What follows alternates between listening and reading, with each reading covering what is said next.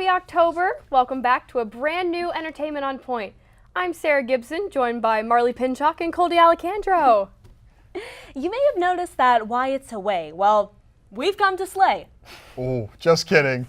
He's got lasers on us at this very moment. But don't worry, all of the latest trending entertainment stories are coming right now.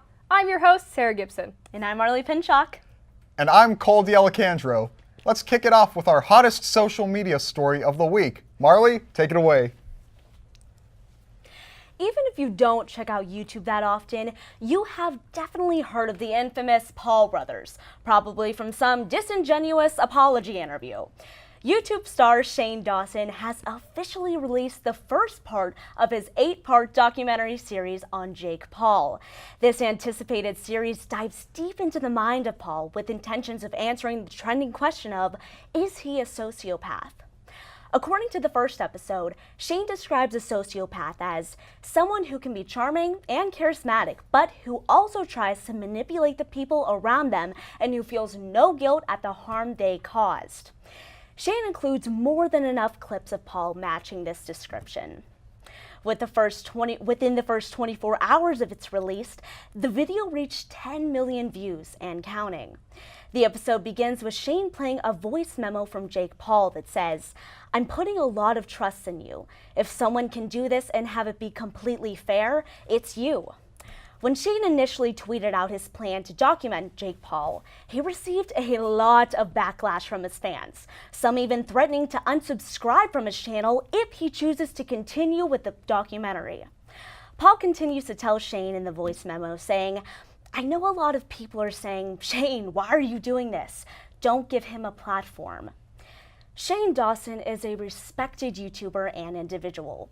Through this series, I feel confident that he will execute this documentary smoothly and finally give people the answers that they've been searching for. I don't know about you guys, but I watched the first episode, like the first part of it, and I was shook. It was crazy, so crazy. So basically, yeah, he begins with the voice memo. And do you guys know a lot about Jake Paul? Sadly. Yeah. Sadly. Okay, you know him and his brother have done very questionable things amongst the years. Yeah, but it's crazy. Just in the first part, they're each 40 minutes, and we've already learned so many details that I've never heard of. So I guess, just real quick, he has this Team 10, and basically Shane was learning about this through an interview with this guy, and people are saying that like they have to pay to live there or something, or like it's some theory that like people are paying to live with Jake Paul and to get some exposure. So yeah, it's the whole thing's sketchy. I was trying to grasp my mind around it because it's not normal. Right. From the various clips he showed, it's weird and it's not normal. But you should definitely check that out though. Definitely check it out. All right, now bopping right along. If y'all aren't watching The Bachelor Vietnam, then you are missing out on some serious drama. Sarah, fill us in, please.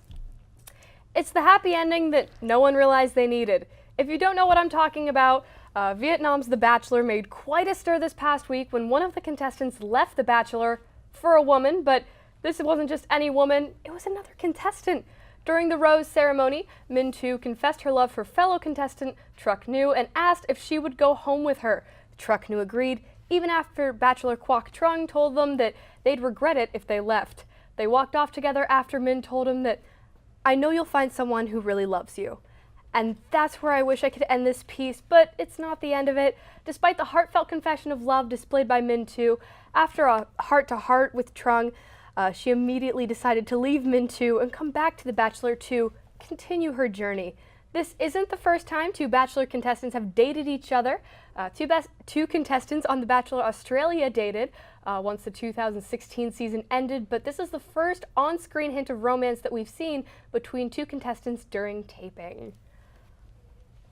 Oh my goodness. So things are spicing up. Have you seen it? No, I haven't. No. Oh my gosh. Okay, well, like, you can't understand them, but it's definitely worth, like, looking up because there are like tears, and she like runs over and hugs her and says like, come home with me, come home with me. And I was like crying because it was really sweet.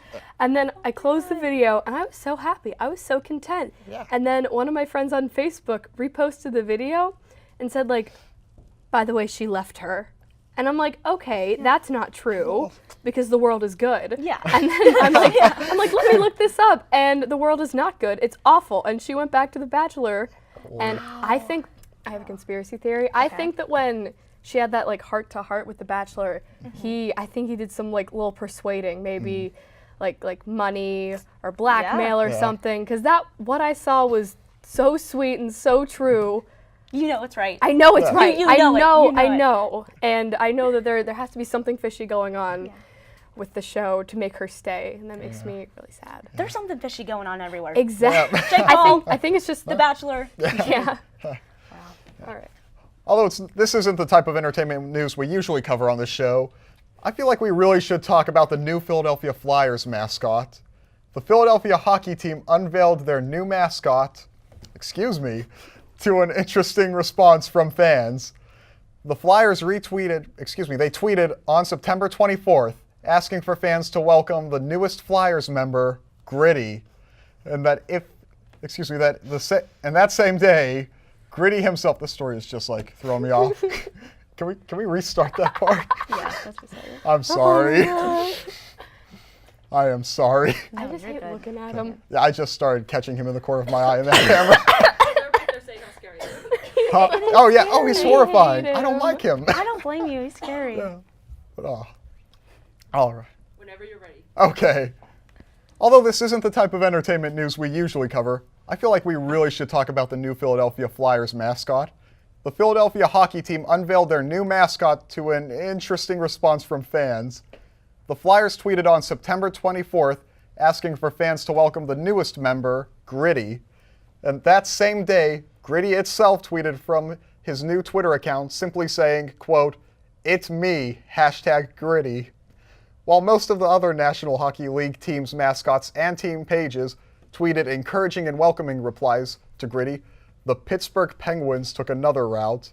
Rather than a kind message like the others, the Penguins kept it short and simple, just tweeting, quote, "LOL, okay." Gritty's response was simply to just say, "Sleep with one eye open tonight, bird." As of today, Gritty's account opened just 3 days ago, currently has 82.9 thousand followers. As for the response from the internet, people have been memeing Gritty like there's no tomorrow, with everything from placing him in movie scenes to making anti-drug PSA-style tweets about his appearance. And the internet has made its opinion of Gritty kind of clear. ESPN reports that this is the first team mascot the Flyers have had since the 1970s. I hate him. I hate him so You much. hate Gritty? I do. I can decide if he looks more like a thumb, or I don't know, like just like some fungus of some type. Like, you know what I mean? I don't know. He's scary. Have you seen weird. Fraggle Rock? It was like a pup. It was like kind of like Sesame Street. Like, it was like a Jim Henson thing. Yeah. Okay, And yeah. he looks like if Jim Henson like went on a really scary like coke binge or something. Like, Yeah, I hate him. yeah. I hate his look. His eyes. We have a graphic, but I don't think we have a I don't video. think we have a video of His them, no. eyes like go like Oh, yeah. this, They don't and go his the same- like big old tummy gyrates. I hate him. Oh, he is. Well, don't worry. We've got plenty more of entertainment to get to the point of. Yes, we're talking about Disney animation controversy. And Disney Girl controversy. And that will, all that and more when we return.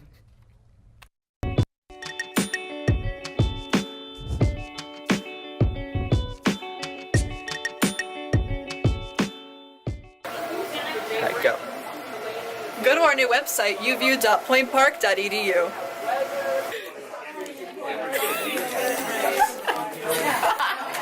Go, go, go, go, go, go. Join UView and find your herd. Be like, join EOP. And 3, 2, join EOP. I was just saying, grab him now, or else I will. Yeah. Join On Point with Politics. 3, 2, 1. Join Pioneer Sideline. Loneliest number that you'll ever do.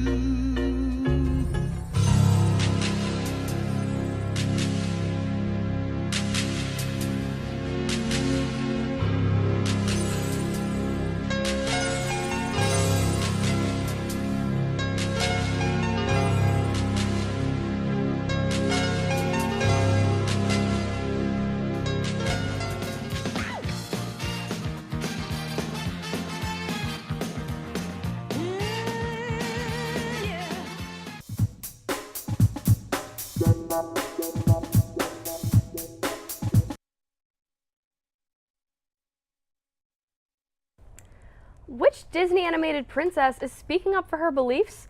Our girl Morgan Biddle has the movie news.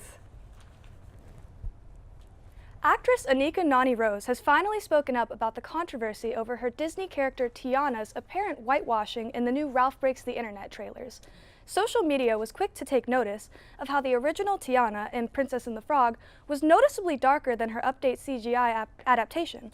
According to Entertainment Weekly, fans also claimed her features were smaller and more Eurocentric than in her original movie. In a long, heartfelt post to Instagram on Tuesday, Rose said that she was, quote, very quiet on this subject because it was important for me to do my due diligence.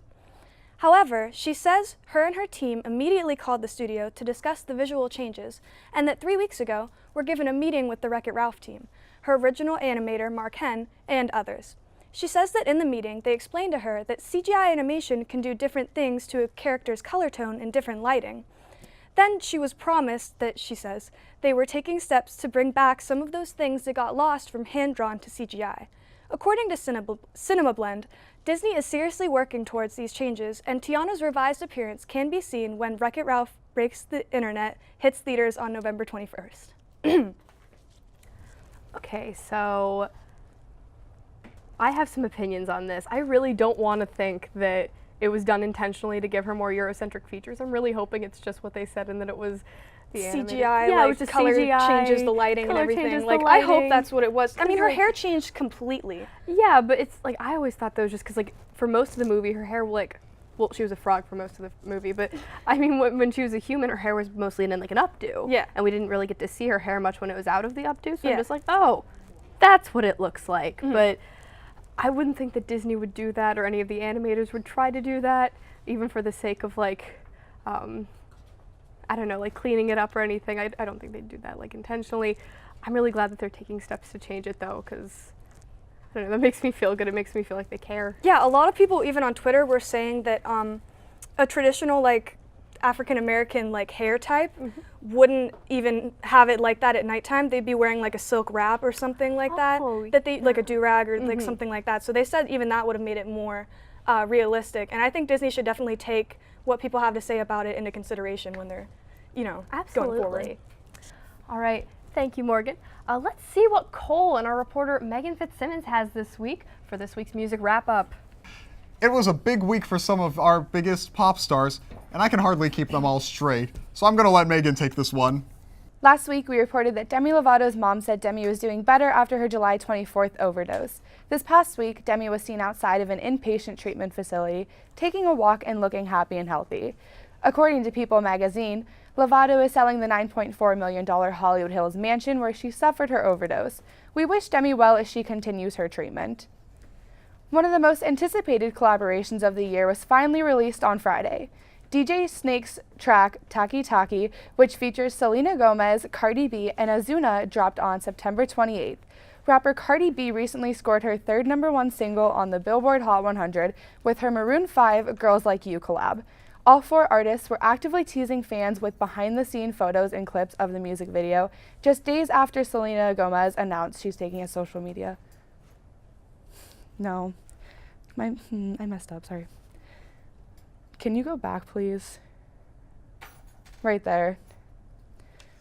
All four artists were actively teasing fans with behind-the-scene photos and clips of the music video, just days after Selena Gomez announced she's taking a social media hiatus.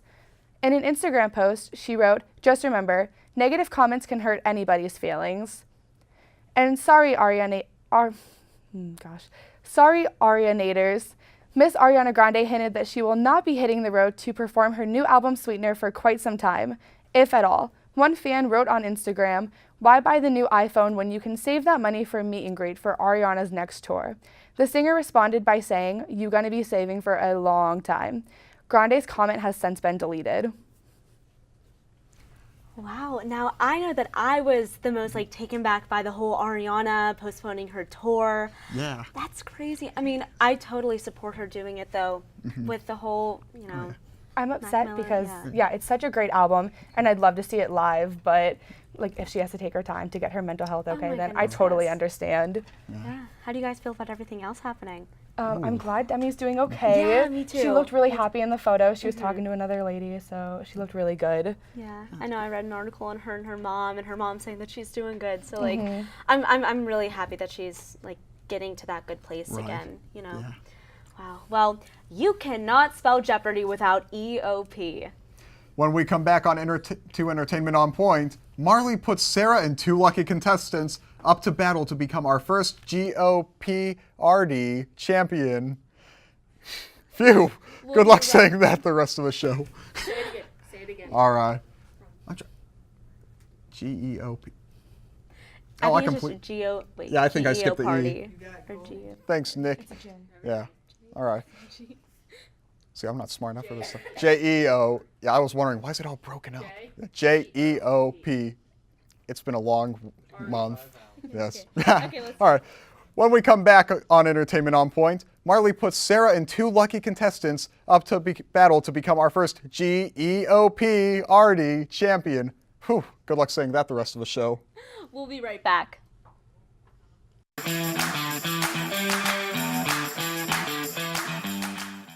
What's one word to describe CAB? Welcoming. Community. Creative. Experiences. Family. Openness. Pineapple. The Campus Activities Board is a student-run organization that consists of 7 different committees. Each focuses on event planning, marketing, and administrative activities. Join us in organizing the juiciest events on campus, from late-night bingo to festive dances to our team bonding meetings. Follow us on Twitter and Instagram at Point Park Cap, or like us on Facebook at Campus Activities Board at Point Park University. Good evening and welcome to Newsnight. I'm Josh Troop alongside Jess Paterchak. Defending his decision to kick out 15 Cuban diplomats from the United States. Thanks, Allison. Fitness on Demand has returned to Point Park. Residents fear that Mount Agung will have a repeat of 1963's eruption. 2-star NFL quarterbacks made the headlines this week after wrapping up. Well, thank you so much for joining us this evening. That's your news tonight. For Nick Tomarello, I'm Alex Grubbs. Have a great night.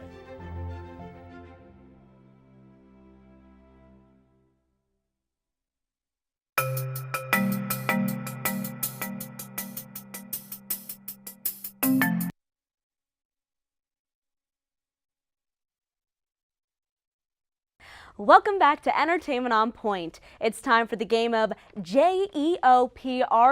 Yep, you guessed it, it's Jeopardy with a pop culture twist. Let's meet tonight's contestants. We have Jake Berlin, Simone Hardy, and our host, Sarah Gibson. Hi.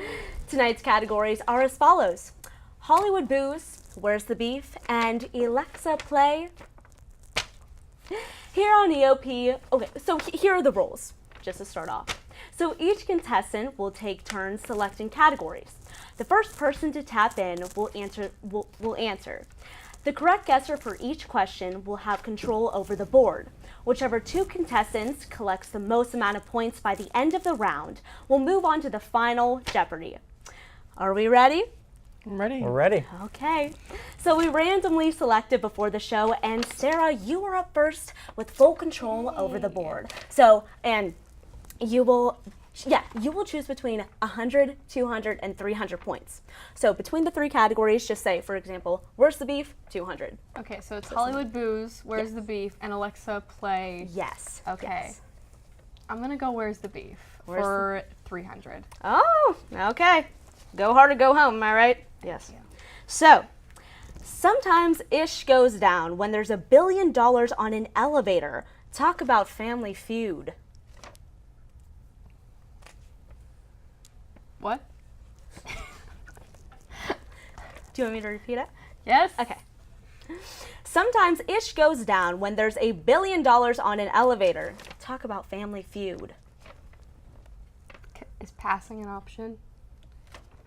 I'm gonna pass. So can we like Anyone steal? else? Yeah. Yeah. Is it what is Solange and Beyonce? Yep. And Jay-Z? You got it. Okay, well, good job. Thank you. Good job. 300 points goes to Simone. Congrats. All right, who's up next? Okay, so the next one goes to Simone. All right, I'm gonna do Alexa play for 200. Okay. Alexa plays for 200. Okay. Alexa, play the king of pop's best song. Wait, it's not Michael Jackson. Our generation's king. He tied Mariah Carey at #1 on Billboard's longest leading #1 singles chart with his bilingual banger. Oh my goodness. Wow. Read it again. Okay. Alexa, Alexa, play the king of pop's best song. Not Michael Jackson, our generation's king. He tied Mariah Carey at #1 on Billboard's longest leading #1 singles chart with his bilingual banger. Oh. What is? I don't know that one. I'm gonna have to pass on that one too. Okay. Anyone else? I'm gonna try to steal this Go one. ahead, steal it. Who is our nation's true king of pop with his #1 hit, Despacito? You got it. You got it. That was good. Okay, 200 points go straight to Jake Berlin. All right. All right, how about Alexa play 100, please? Okay. Alexa, play that Summer 18 smasher about how the artist's life and purpose has changed since having a child he kept from the public eye. One lyric fans can't quit screaming is, I only love my bed and my mama, I'm sorry. I think I do know this one. Do you? And I have a plan to tell you What is God's Plan by I'm Drake. impressed. You got it. 300 points altogether for you right now. So, Sarah, you're up next. Fantastic. I will take Celebrity Booze for 200. Okay, diving into that. So, you said 200, right? Yes, I did. Okay. Fans go crazy over these two lovebirds, especially on social media. It's hard not to love their very candid relationship and their adorable family.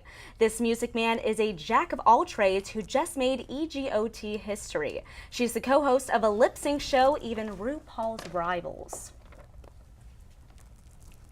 Okay. Do you think you got it? Yeah. Is it John Legend and Chrissy Teigen? Yes. Yes. Okay. Yes. Good job. It's a lot to write. That's okay. All right, now Simone, you are up next. All right. Can I have the cat? I'm gonna take, what was it, beef for 200? Yep. Where's the beef for 200? Where's the beef for sure. 200? This skinny meme queen famously doesn't know her now competition on the Vegas Strip. What? Skinny meme queens is not my area of expertise. I know the meme. Like, I know who the skinny meme queen is, but I do not know her rival, so I also know it. Okay. Who is Mariah Carey and Jennifer Lopez? Yeah. They're beefing? Mm-hmm. I knew it was I don't Mariah know who Carey they are because she's either. like the Who is skinny Mariah Carey? Oh, Who is Jennifer Lopez? I don't know. We don't know her. Like, Not all that right. she even had beef going on. Yes, Oh my I know, it goodness. is crazy. Hey, Yeah. Alexa, 300? Alexa 300? Yeah, okay. Alexa, play the Princess of Pop's ironically titled third number one single on the Billboard Hot 100. I can read that again. Alexa, play the Princess... This one's so tricky. Okay, Alexa, play the Princess of Pop's ironically titled third number one single on the Billboard Hot 100. There you go. Is it Cardi B? No. Dang it. Anyone else? Princess? Is it Ariana Grande? No. Okay, this is a hint for anyone who was in EOP last year. This is Wyatt always talked about her. Wyatt loves her. Well, that narrows the list down to 30. I don't know. I'm thinking of Kardashians and none of them sing. So. I think Princess. It's Britney Spears. Britney Spears. Yep. Oh, Right. I So thought bad you at said this. princess of pop, not queen of pop. Yeah, sorry, autocorrect. So it's now time for Final Jeopardy. Congrats to Simone and Jake for winning. Thank you. And, well, tying up, so we're going to see who takes home the crown of EOP Jeopardy. Okay. This famous singer just opened her Liberation Tour in Hollywood, Florida. The pop diva brought back her iconic Dirty Chaps and sang hits like Fall in Line and Fighter. One more time. Okay. This famous singer just opened her Liberation Tour in Hollywood, Florida. The pop diva brought back her iconic Dirty Chaps and sang hits like Fall in Line and Fighter. Chaps. Fall in Line and Fighter. I just...